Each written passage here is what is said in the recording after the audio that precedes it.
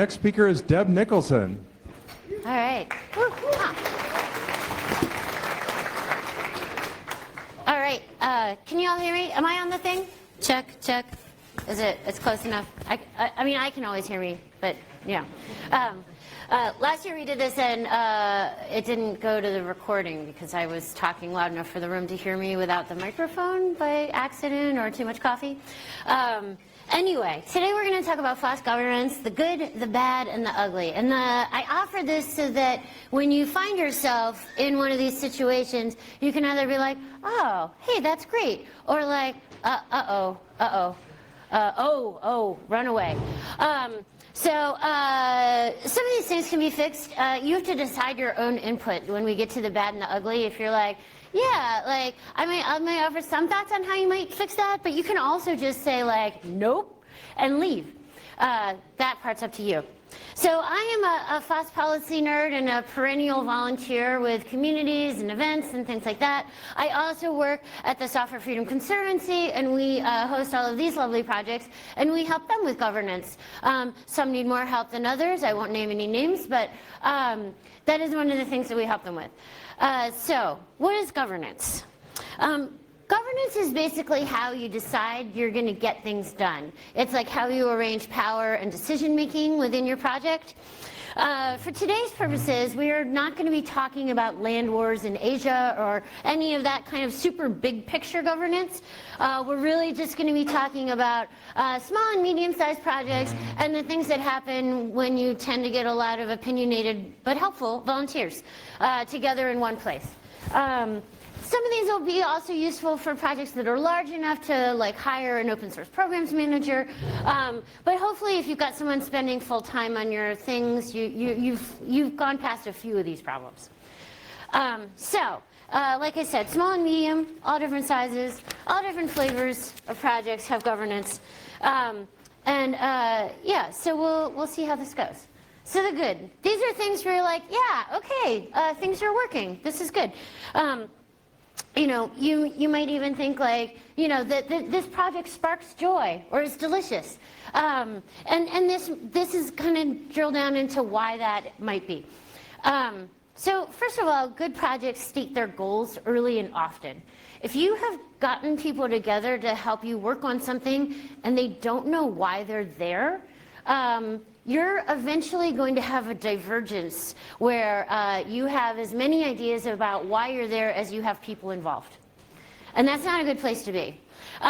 You have people like jumping into stuff like, whatever, like, I thought we were trying to do this. We're not trying to, oh, whoops, well, I just spent a lot of project time and resources on doing something that nobody else wants us to do. You also need to talk about methods. So if you've got goals and then you hopefully also have ideas about the ways that you intend to achieve those goals, you need to state those also early and often. So you can write them down and keep them somewhere, like on your, you know, when you do meetings and talk about like, here's what we're working on. You know, and this could be any number of things. Like you can make your own rules and you can make your own types of methods. So you might say like, hey, we're going to be like a pure no money project, okay? Or you could decide we are going to take money, but we're not going to accept money from any more than like a certain percentage from any given company because we don't want them to have undue influence on the direction of our project. You could also say, we actually only want corporate sponsorship for some certain percent of our work, and we want to have community sponsoring the rest of our work. So that you can think, it's not too hard to imagine how someone whose thumb is on the scale for 90% of your funding might have some ideas about how the project goes that it will be very hard for you to say no to if the answer is, well, we just won't fund you next year. So you can set those things out in advance and decide like, this is what the kinds of things we imagine doing, this is who we imagine being involved in our decision-making process, and then this is how we're going to set up who gets that say and how they get it. So obviously, I hope that I don't have to belabor this too much in this room, but pick a license in advance. Because if you get people working on a code base and then decide to pick a license 2 years on, you're gonna have a huge argument about what license should be on this project. So the earlier you do it, the better. You probably also want to talk about patents a little bit, just so you don't have folks that are like, oh, I was hoping we'd patent this and then we'd all get rich. Because if that's not what everybody thinks is going to happen, then you're going to have a problem. So in general, your licensing and your business model have to match.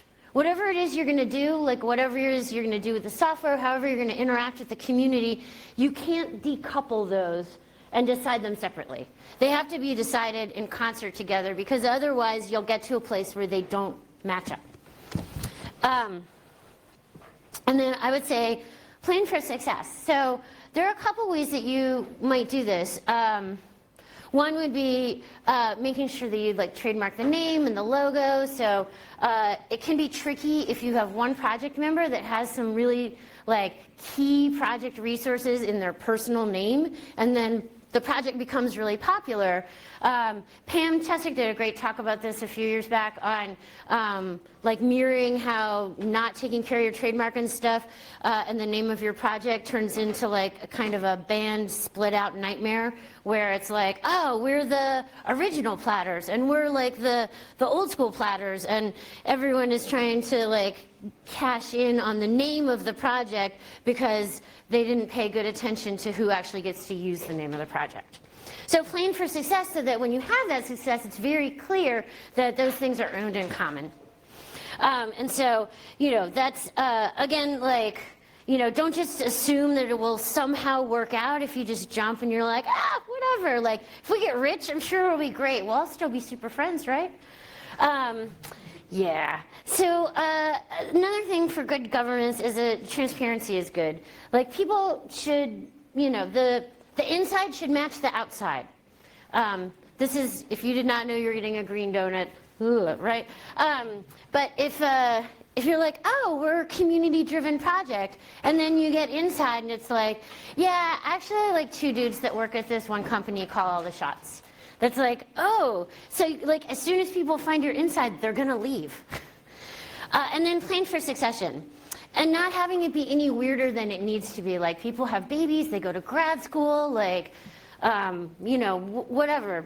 And that should be okay. It shouldn't be sure, have kids, you're dead to us. It's no, go take a few years and write down your stuff before you go, and we wish you well. And then maybe when a time comes later on and they're like, I'm done with grad school, how's the project doing? It's oh yeah, we didn't say a little weird, snarky stuff about you when you left, so you could just come right back. And passing it on means that someone is there to do the things next. You want to be organized enough, but not too organized, micro it. So you can constantly kind of take a look oh, hey, we were a 2-meeting org last year and now we're a 7-meeting a week org. Do we need all these? So you can continually prune and ask these questions.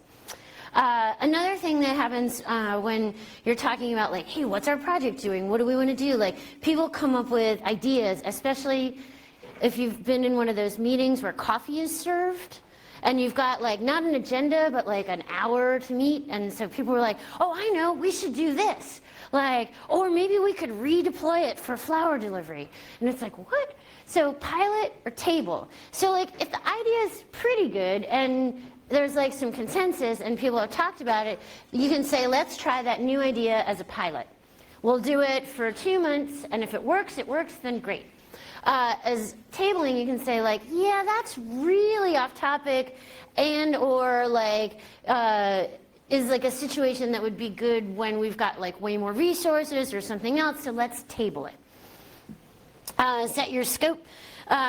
You might have to do this often as well, to continually check in and be how did we end up a flower delivery service on blockchain? That's was that what we intended?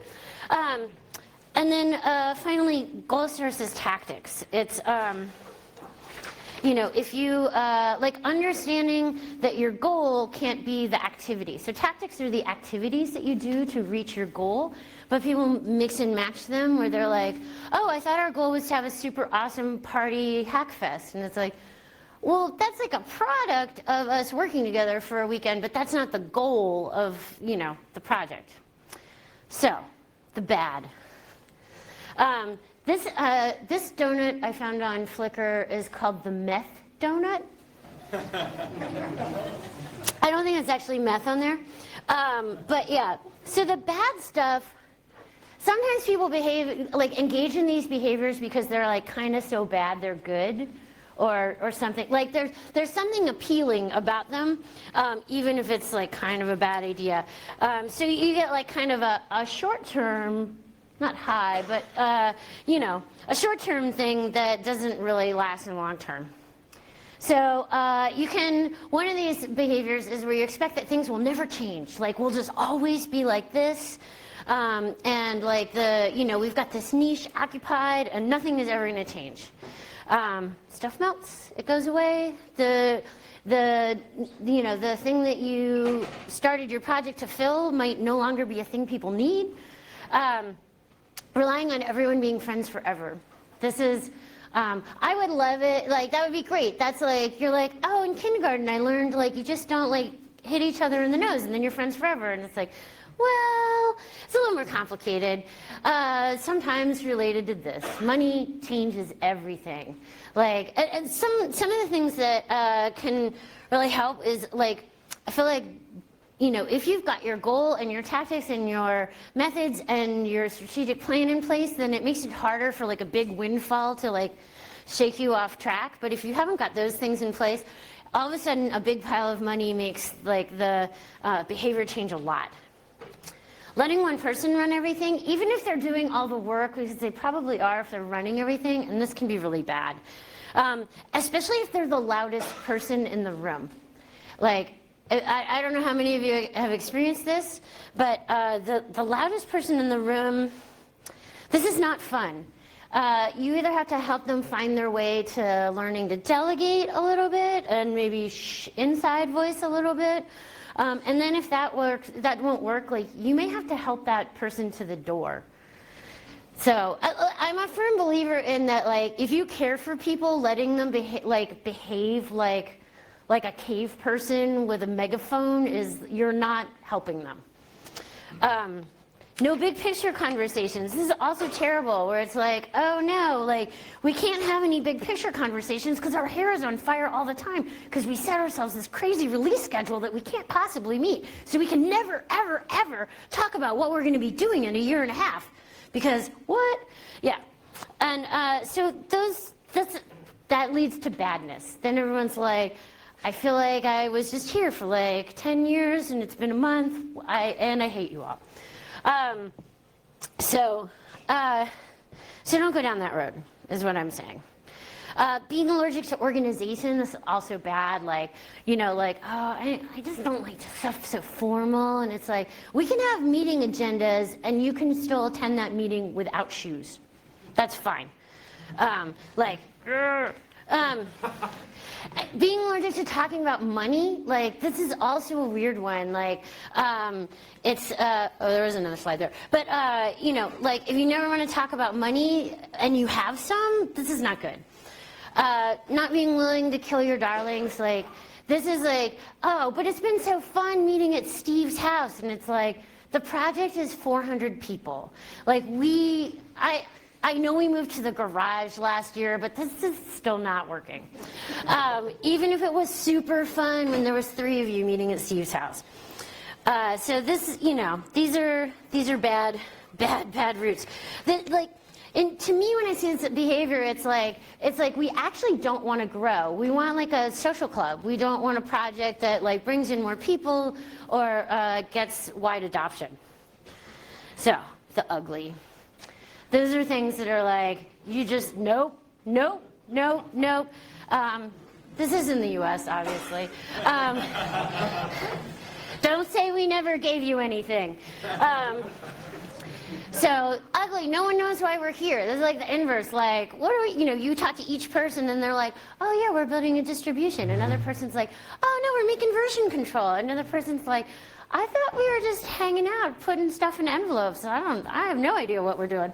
So this is not good. Like, you end up with like a bunch of people like over here, like confused. They think like we're doing this. It's, you can't have people not understand what is happening, because if they don't know who they're building it for, they're not going to succeed in building it for those people. No shared values, so like, and this can take a couple of different turns, like, like someone's like, oh, I want our project to be free software, and someone's like, yeah, or open core, whatever. It's like, that's not going to be sustainable. Or someone's like, oh, I feel like it's really important for us to have a code of conduct, and then you've got someone else who is like, you're like, well, let's just like split the difference. Like, you can be libertarian free speech and call everyone names over here, and we'll, like, on the front end, tell everyone we're nice. Like, oh, yeah, that'll work, great. No shared expectations, this is also terrible, like, like, no one's in charge, or everyone's in charge. Which is it? Oh, it doesn't matter. Like, or maybe the person in charge is the person who's got the password for the website. You're like, okay, I guess they're in charge. This is bad. This does not make you look good. When you've got people doing all different things in the project, you're like, what is even happening? Why is that there? It's not good. Or no one knows where the money is. Like, oh, yeah, opening a bank account was the most boring task, so we gave it to that person that showed up once. We think we might have their Twitter handle. Awesome. Letting a missing stare be your benevolent dictator for life? Like, oh, he's just a groper. Like, no. Or old-fashioned, or, fill in the blank there. Because you will end up with more people like that are like, I heard you guys were cool with gropers. Like, don't do that. Like, unless you want that. I don't know what, there's like an adult cuddling group you can join if that's your thing. But it should not be your software project. Decision making is mysterious. Like, road mapping just appears after a meeting of a secret cabal. People will not stick around for this. They're like, people have other places they could go, other projects they could contribute to. They could join book clubs and not contribute to free software on their free time. So, if you're like, oh, what are we doing now? Like, don't surprise people with big decisions. So, who can help you with some of this? Assuming you've decided you want to help with some of this.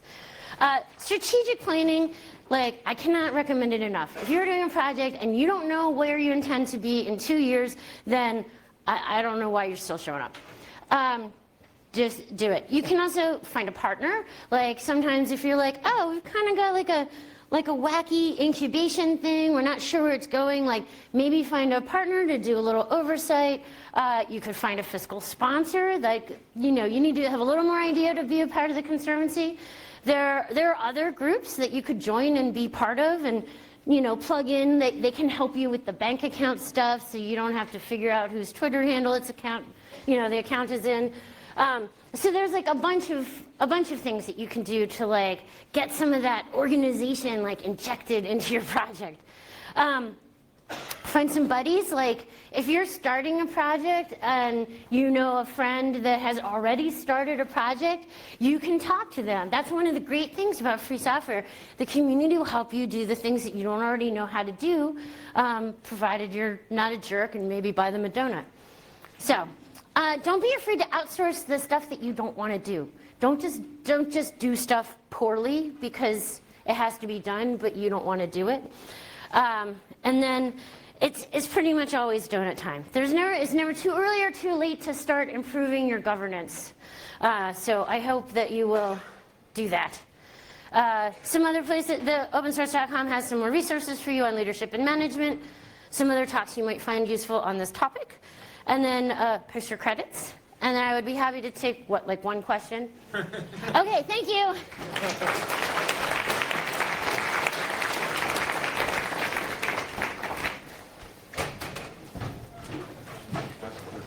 Questions?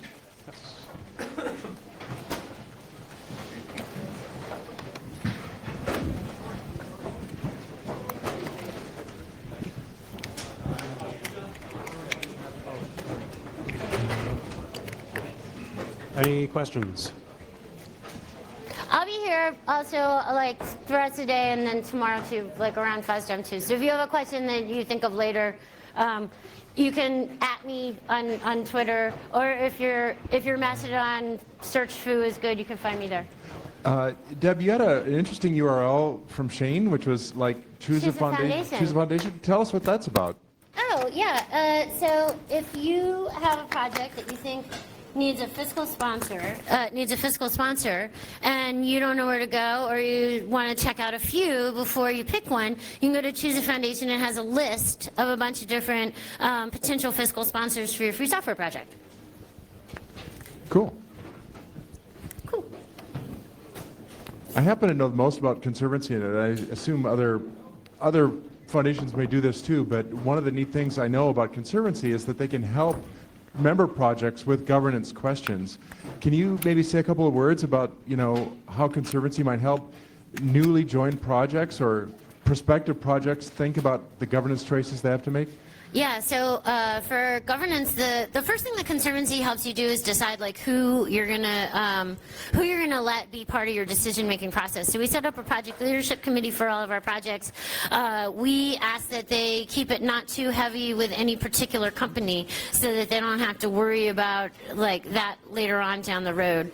And then we always talk to them like over time about like, hey, are you raising money? What are you raising it for? What kinds of things do you want to spend it on? What's your roadmap? So we ask projects to continually be thinking about those things. Thanks. Okay, another question up here.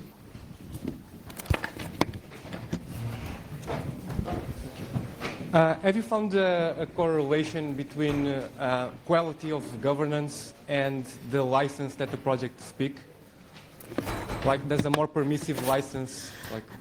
So what's the correlation between the governance and the license that you pick? So the license that you pick can dictate, or it can recommend certain foundations for you as a fiscal home. But as far as, as I said before, like your plans for your software should match your license. So when you're doing strategic planning and talking about like what do you want to do, what do you want to have your relationship with the community be, what, if anything, are you interested in monetizing, then you should be talking about the license that you're choosing with that. So if your idea is like we're going to use a copyleft license and we are highly depending on the community to participate and evangelize and make this a really popular project, and then you're like, cool, how come someone stuck on the end of our strategic plan that we would be selling licenses and sticking DRM into the code? Because those are not compatible, right? For permissive stuff, there are other different kinds of things you can do. There are other business models that lend themselves to permissive licensing if business is what you're looking at. And then different kinds of partners. So like if you're if you're looking to have a partner on your code base, then, it probably matters like how well you match them culturally a little bit, like license-wise, attitude towards free software. Thanks. Any other questions? Okay, great. Thank you so much, Deb. Thank you.